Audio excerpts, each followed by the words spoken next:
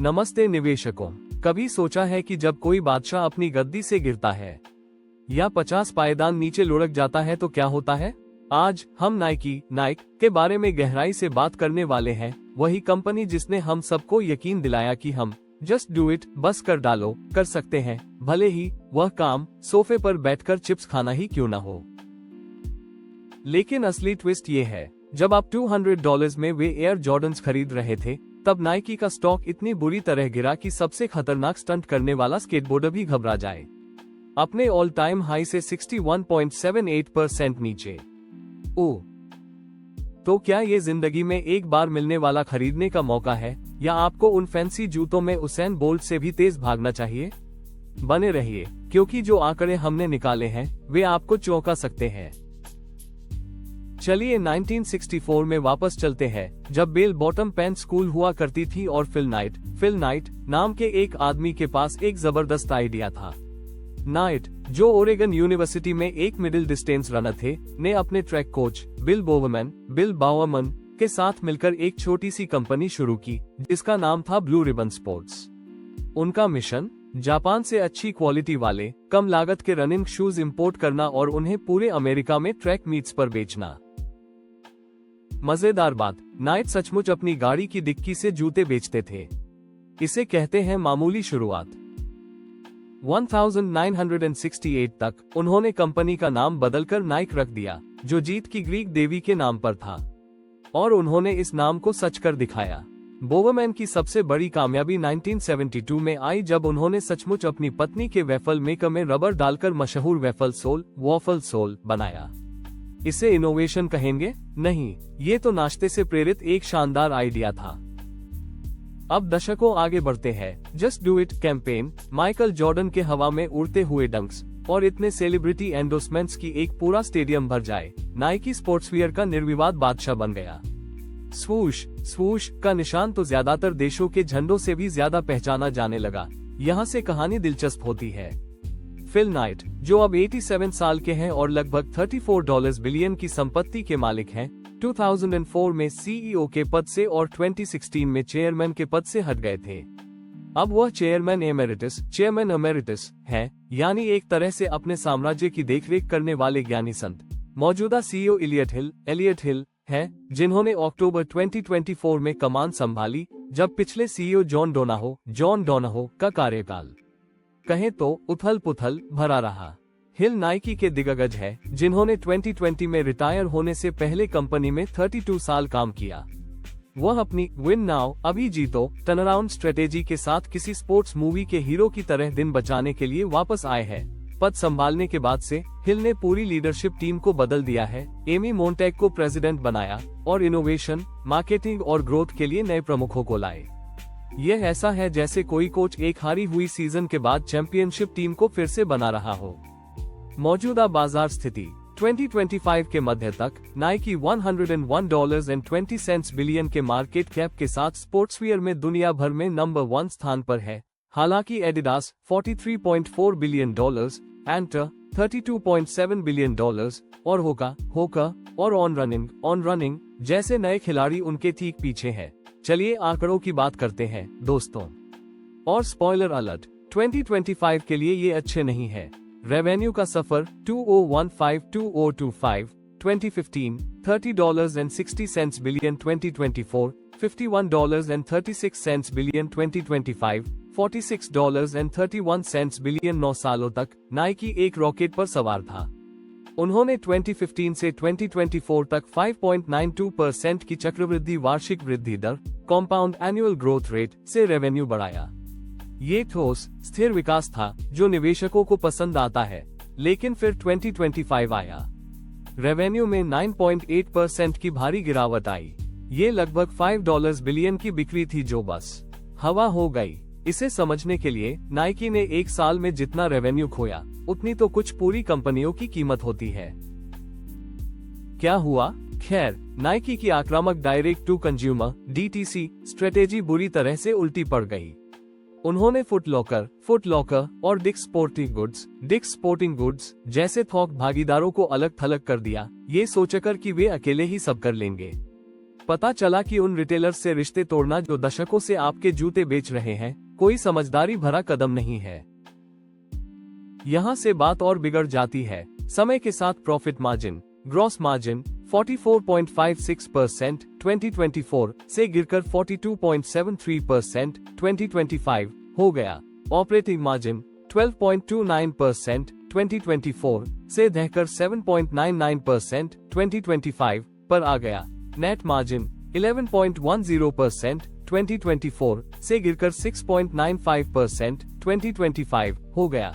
Net income शुद्ध आय 43.5% की भारी गिरावट के साथ $5.70 बिलियन 2024 से घटकर केवल $3.22 बिलियन 2025 रह गई। यह उनके मुनाफे का लगभग आधा हिस्सा है जो गायब हो गया।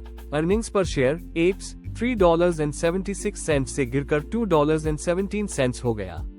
अगर आप एक शेयर धारक हैं, तो आपके मुनाफे का हिस्सा बहुत छोटा हो गया है। मार्जिन में इस तबाही का कारण क्या था? बड़ा हुआ प्रमोशनल एक्टिविटी यानी पुराने स्टॉक को निकालने के लिए डिस्काउंट, ज्यादा ऑपरेटिंग लागतें और इन्वेंट्री मैनेजमेंट की गड़बड़ियां। उनके गोदामों में जूते सचमुच ढेर हो रहे थे, जो किसी स्नीकरहेड जूतों के शौकीन का सपना हो सकता है, लेकिन यह मुनाफे के लिए एक दुस्वप्न था। हैरानी की बात है कि इस मामले में नाइकी की हालत बहुत खराब नहीं है। कुल कर्ज 2025 $11.02 बिलियन, कुल equity $13.21 billion, debt to equity ratio 0.83। तुलना के लिए बेंजामिन ग्राहम वैल्यू इन्वेस्टिंग के जनक 0.5 से कम डीई रेशियो वाली कंपनियों को पसंद करते थे।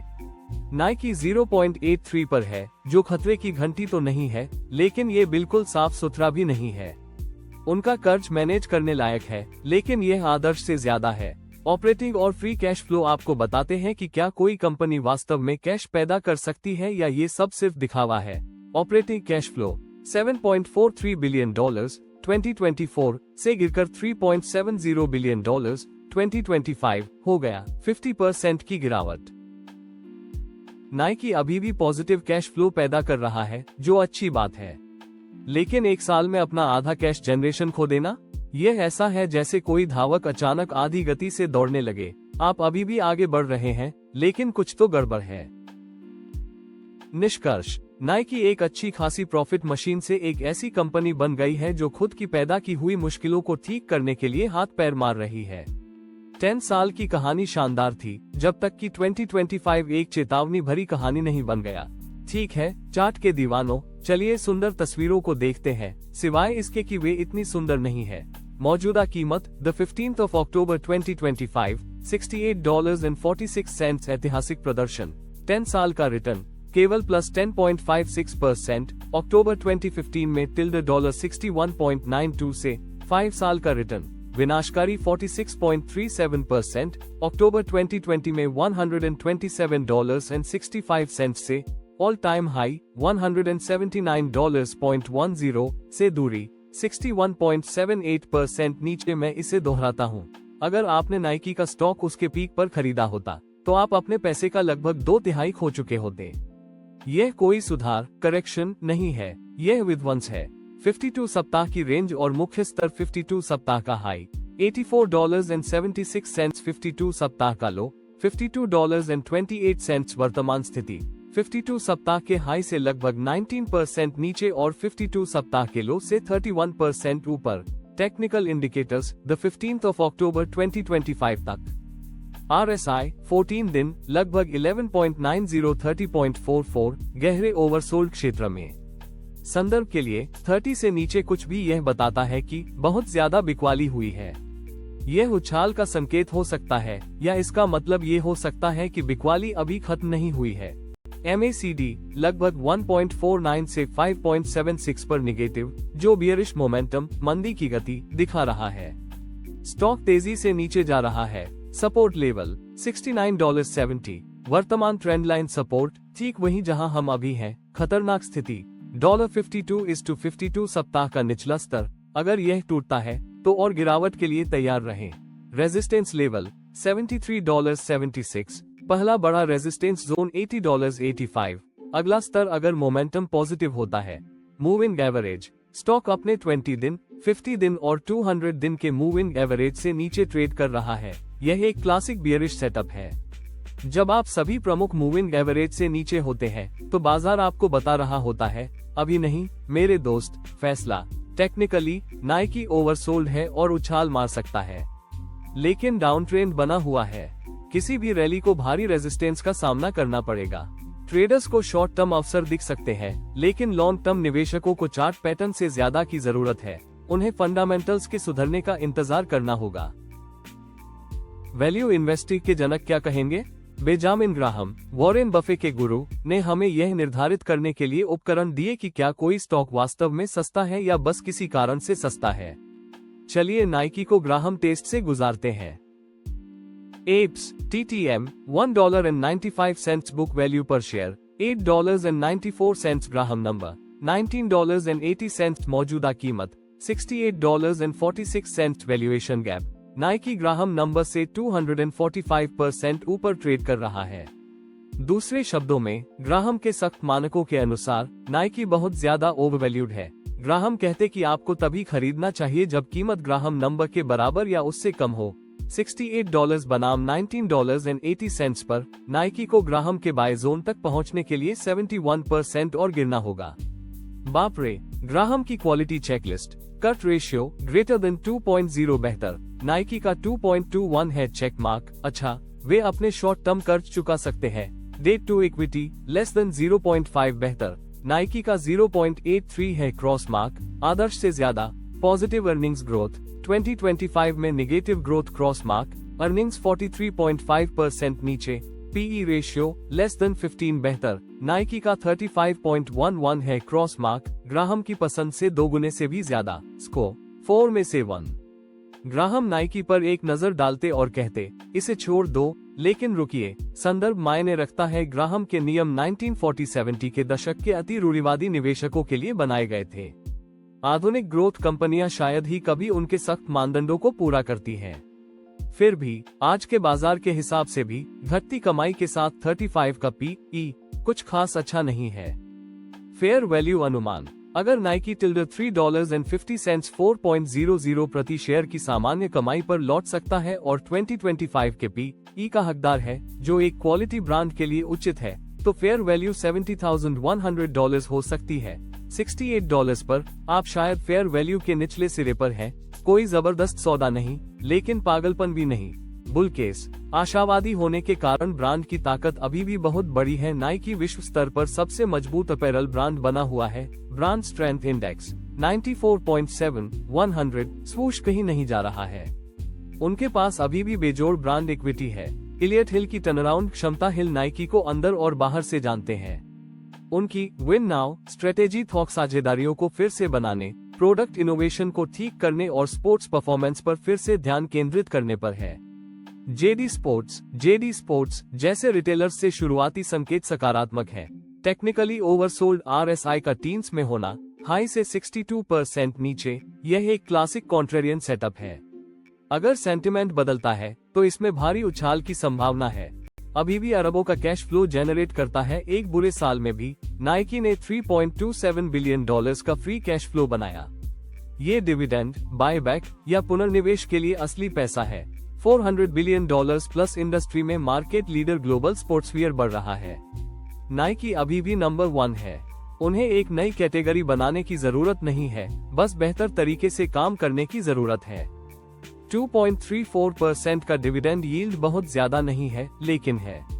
आपको टर्नअराउंड का इंतजार करने के लिए भुगतान मिल रहा है। वैल्यूएशन रीसेट हो चुका है 2.19 के PS रेशियो पर। नाइकी कई सालों के निचले स्तर के पास ट्रेड कर रहा है। अगर वे ऑपरेशंस ठीक कर लेते हैं तो री रेटिंग की संभावना महत्वपूर्ण है।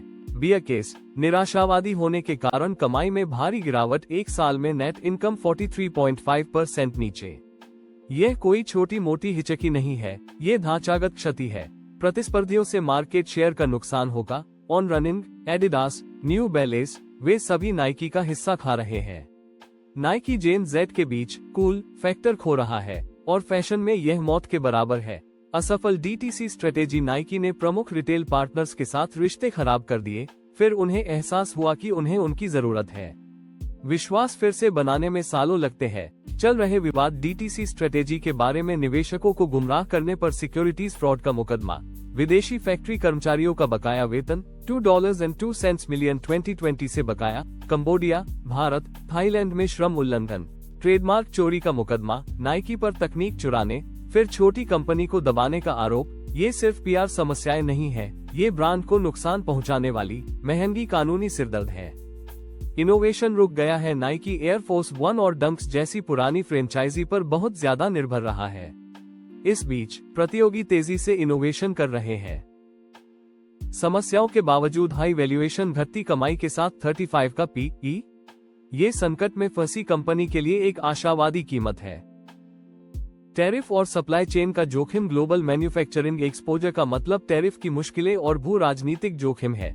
प्रमुख स्कैंडल्स, $2 बिलियन का सिक्योरिटीज फ्रॉड मुकदमा 2024-2025। निवेशकों का आरोप है कि नाइकी ने उन्हें कंज्यूमर डायरेक्ट एक्सेलरेशन स्ट्रेटेजी के बारे में गुमराह किया, ऑपरेशनल विफलताओं को छिपाते हुए इसे सार्वजनिक रूप से बढ़ावा दिया। मुकदमे का दावा है कि नाइकी जानता था कि डीटीसी की रणनीति विफल हो रही थी, लेकिन इसे सकारात्मक रूप से पेश करता रहा, जिससे शेयरधारकों को अरबों का नुकसान हुआ। बकाया फैक्ट्री कर्मचारी, कंबोडिया और थाईलैंड में 4000 से अधिक कर्मचारियों को कानूनी रूप से आवश्यक $2.20 मिलियन का वेतन नहीं मिला है। $4 ट्रिलियन की संपत्ति वाले एक्टिविस्ट निवेशक मांग कर रहे हैं कि नाइकी भुगतान करे। नाइकी ने 4 साल से इस मुद्दे को काफी हद तक नजरअंदाज किया है। भारत में श्रम उल्लंघन, कर्नाटक, भारत में 400,000 से अधिक कपड़ा श्रमिकों को नाइकी की सप्लाई चेन की फैक्ट्रियों में न्यूनतम मजदूरी से कम वेतन मिला। ट्रेडमार्क चोरी के आरोप, एक सिविल जूरी ने नाइकी को एक छोटी कंपनी के ट्रेडमार्क और टेक्नोलॉजी का उल्लंघन करने का दोषी पाया। फिर नाइकी ने कथित तौर पर उस कंपनी को कानूनी फीस में दबाने की कोशिश की। निष्कर्ष, ये अलग थलग घटनाएं नहीं है, यह एक पैटर्न है। नाइकी गंभीर प्रतिष्ठा और कानूनी जोखिमों का सामना कर रहा है। ग्लोबल मार्केट पोजीशन, नाइकी कहां खड़ा है? मार्केट कैप $101 बिलियन और ब्रांड की ताकत के हिसाब से ग्लोबल स्पोर्ट्सवियर में नंबर 1, लेकिन तेजी से जमीन खो रहा है। एडिडास 2025 में 0.1% मार्केट शेयर हासिल कर रहा है। नाइकी 0.3 अंक खो रहा है।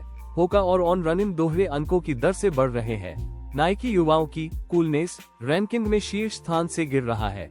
क्षेत्रीय प्रदर्शन, उत्तरी अमेरिका $19.6 बिलियन रेवेन्यू, सबसे बड़ा बाजार, लेकिन घट रहा है। अमिया, यूरोप, मध्य पूर्व, अफ्रीका $12.3 बिलियन, चीन, आपिक, अंता और ली निंग जैसे स्थानीय ब्रांडों से कड़ी प्रतिस्पर्धा।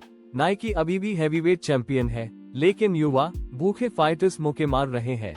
निष्कर्ष, नाइकी एक चौराहे पर है। यह एक टर्नअराउंड प्ले है, न कि अब खरीदो और भूल जाओ वाला ब्लू चिप स्टॉक।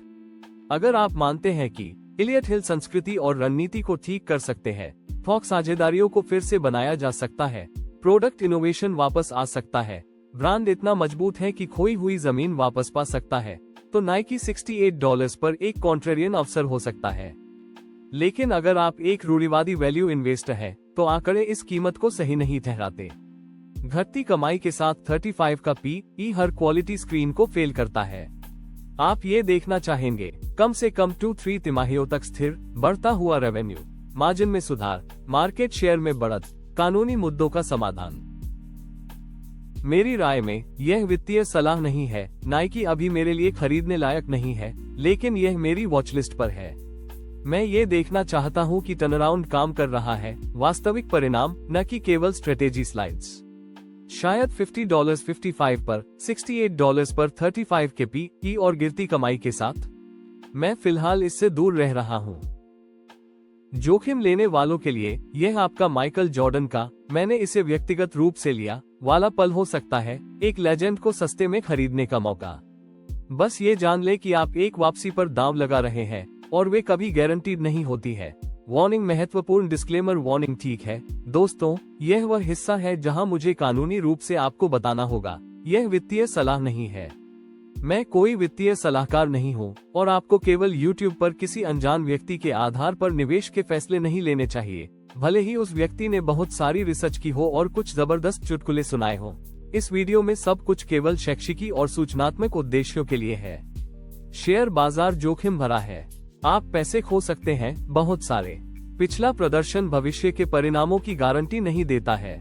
नाइकी उड़ सकता है या ये और गिर सकता है, कोई नहीं जानता। निवेश करने से पहले कृपया अपनी खुद की रिसर्च करें। एक लाइसेंस प्राप्त वित्तीय सलाहकार से सलाह लें। केवल वही पैसा निवेश करें जिसे आप खो सकते हैं। समझे कि सभी निवेशों में जोखिम होता है। मेरे पास नाइकी के स्टॉक नहीं है और नाइकी या उल्लिखित किसी भी कंपनी के साथ मेरा कोई वित्तीय संबंध नहीं है।